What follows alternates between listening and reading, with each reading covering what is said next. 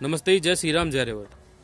दोस्तों, पता नहीं आप लोगों को ये जानकारी है या नहीं है, लेकिन मुझे भी लगभग 2 दिन पहले ही पता चला था। ट्विटर पर जब मैंने देखा था किसी डॉक्टर को पोस्ट वगैरह देखी थी, तो वहां पर कुछ विरोध वगैरह कर रहे थे। वो लोग किस बात का विरोध कर रहे थे कि जो आयुर्वेद वाले हैं, जो वैद्य आदि हैं, जो आयुर्वेद से चिकित्सा आदि करते हैं, उनको सर्जरी नहीं सिखाई जाए, उनको सर्जरी करने की इजाजत नहीं दी जाए। तो वो उस चीज का विरोध कर रहे थे, कुछ हड़ताल वगैरह वो लोग कर रहे हैं, पता नहीं क्या कर रहे हैं।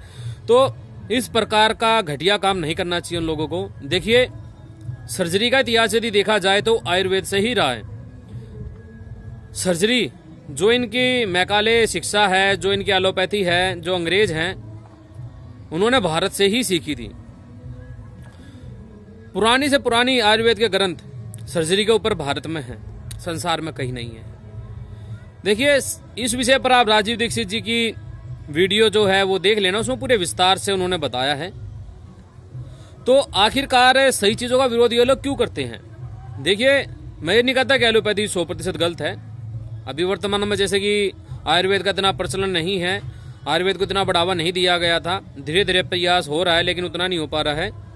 तो एलोपैथी ने काफी काम किया है, लेकिन ये बात हर कोई स्वीकार करेगा कि एलोपैथी यदि एक चीज को खत्म करती है, दूसरी चीज को बढ़ावा देती है, आपकी प्रतिरोधक क्षमता को बढ़ाती नहीं है। क्योंकि अनुभव एक चीज होती है।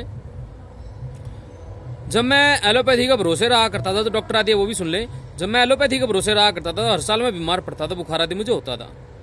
लेकिन जब मैं आयुर्वेद की तरफ बढ़ा, योग प्राणायाम आदि की तरफ बढ़ा हूं, तो मुझे कोई भी मतलब की ये समस्याएं, बुखार आदि, बीमार आदि नहीं होता, और मुझे कभी एलोपैथी लेने की आवश्यकता नहीं पड़ती है। मैं आयुर्वेद से, योग प्राणायाम से ही खुद को ठीक कर लेता हूं। अब देखिए, वो लोग विरोध क्यों कर रहे हैं? उसका कारण ये है कि एलोपैथी के अंदर काफी पैसा वो लोग कमाते हैं। आप लोग देखते होंगे कि एलोपैथी में, डॉक्टरों की लाइन में, ऐसे डॉक्टर आपको बहुत कम मिलेंगे जो मनुष्य धर्म का पालन करते हो, वास्तव में इंसानियत दिखाते हो और लूटते ना हो लोगों को। ऐसे ज्यादा मिलेंगे जो लूटते ज्यादा हैं। और आयुर्वेद में आपको ऐसे ज्यादा मिलेंगे जो कि मनुष्यता का पालन करते हैं। लूटने वाले कम मिलेंगे, इसमें भी हैं कहीं, तो ऐसे कम मिलेंगे जो लूटते ज्यादा हैं। आयुर्वेद के अंदर ऐसे नहीं मिलेंगे। अब यदि आयुर्वेद की बात की जाए, मान लीजिए आयुर्वेद से चिकित्सा होने लगे अच्छी प्रकार से, आयुर्वेद से सर्जरी भी होने लगा आयुर्वेद में, तो लोग बाग तो उसी तरफ जाएंगे। क्योंकि देखिए, हर किसी की तमन्ना, हर किसी की इच्छा है कि वो आयुर्वेद से इलाज करवाए, लेकिन उतनी सुविधाएं, उतना कुछ मनुष्य के पास में मिल नहीं पाता है, उतनी जानकारी। आजकल की भागदौड़ की जिंदगी है भाई। हमारी तरह शांति प्रिय अपना मौज मस्ती में कौन रहता है? जितना मिल जाए उसी में संतुष्टि कौन रखता है? पूरा पूरा परिवार कमाने में लगा रहता है, बेचारे पूरी जिंदगी दुखी रहते हैं, आखिर में डायबिटीज, हार्ट अटैक होकर मर जाते हैं। तो उनके पास में इतना समय नहीं होता कि वो अपने स्वास्थ्य के लिए योग वगैरह सीख लें, आयुर्वेद के बारे में कुछ जानकारी रख लें ताकि बीमारी से बचें। तो वो जाना चाहेंगे आयुर्वेद जो अस्पताल होंगे, या फिर अच्छी प्रकार से जो आयुर्वेद की चिकित्सा करते होंगे, अलग अलग क्लिनिक वगैरह होंगे, तो वहां पर वो जाकर अपना इलाज करवाएं। और सर्जरी की आवश्यकता है, मान लीजिए कोई फोड़ा निकला है, किसी के नहीं ठीक हो रहा, सर्जरी करनी है, तो आयुर्वेद से वहां पर सर्जरी भी हो और आयुर्वेद की चिकित्सा भी हो। तो ये चीज कोई भी करना चाहेगा। मान लीजिए आयुर्वेद से सर्जरी होने लगे, मुझे कुछ करवाना है, तो मैं भाई सीधी सी बात आयुर्वेद की तरफ जाऊंगा, ठीक है ना।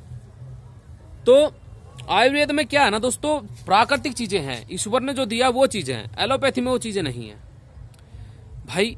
यदि कोई डॉक्टर वगैरह देख रहा है, सुन रहा है, इसमें आप लोगों को नुकसान नहीं है, आपका भलाई है, इस मनुष्य जाति का भला है, इस देश का भला है। आप लोग मौका क्यों नहीं देते हो आयुर्वेद को?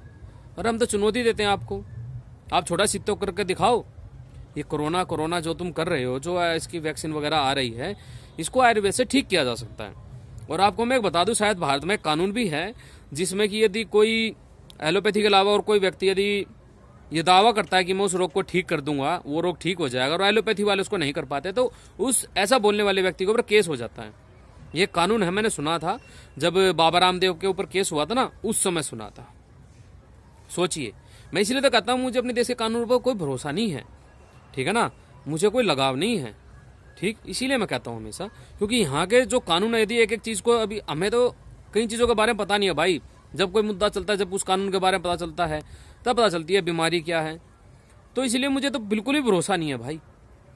पता नहीं कितने केस देखे, 3-3, 4-4 हत्या कर देते हैं, फिर वो 20-20 साल की सजा निकाल कर, या 15-10 साल की सजा निकाल कर आ जाते हैं घरों में वापिस। ऐसे ऐसे हैं। यदि कानून सही होता तो बहुत चीजें समस्याएं इस समय नहीं झेलनी पड़ती। मैं यही कहूंगा दोस्तों, देखिए समस्याएं बहुत ज्यादा हैं।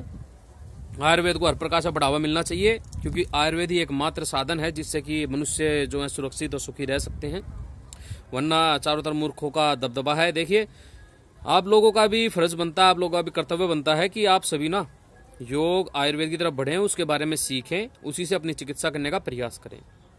ठीक है, तो मैं छोटी सी जानकारी आपको देना चाहता, ज़्यादा तो खैर क्या बोलें, जो समझदार होंगे मेरे भाई वो समझ गए होंगे कि उन्हें खुद बढ़ना होगा। ठीक है ना, कानून जब बनेंगे तब बनेंगे, व्यवस्थाएं जब जैसी बनेंगी, आपको खुद प्रयास करना है, धीरे धीरे अपनी वो क्षमता बढ़ानी है। ठीक है ना, तो ठीक है जी, नमस्ते, जय श्री राम, जय आयुर्वेद। फिल्म देखने के साथ में।